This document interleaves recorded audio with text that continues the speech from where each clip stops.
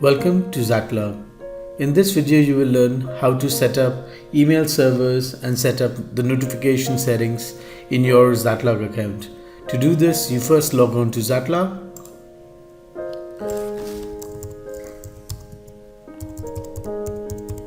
Put in your email and password.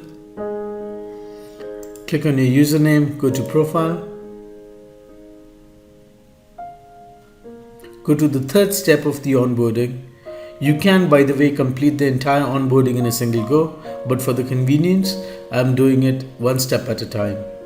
So once you go to the notification, which is the third step of the onboarding, you can configure all the notifications and alerts. The first step is to configure the outgoing email server. By the outgoing email server, what I mean is the email address using which your catalogs will be sent to your customers. So if you're using Gmail, you can configure all the Gmail settings into your email server. If you're using some other commercial provider for emails, you can put in those details.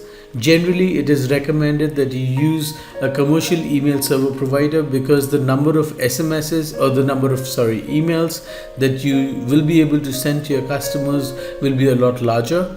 For Gmail, it is actually restricted to just under 100, as well as Gmail provides some other restrictions in terms of security. So you might have some issues configuring Gmail. Having said that, in a commercial scenario, Gmail is not used.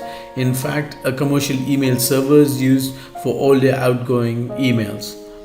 So in my case, I'll just be using a Gmail server so that I can show you how to go about it.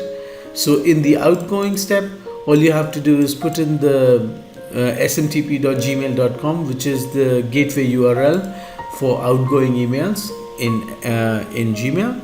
After that, put in the port number, which is 587.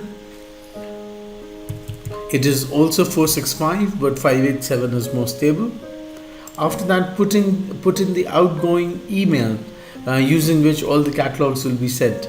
Now, mind you, the outgoing email can be different from the incoming email. So any incoming email, I want it in my calvin.johnp@gmail.com, but I might have a technical address or a corporate address using which I want all the outgoing emails to go out. So let's say in my case, I'm just using a sample account, which is tech support at inktech.in, and I'm putting in the password for that.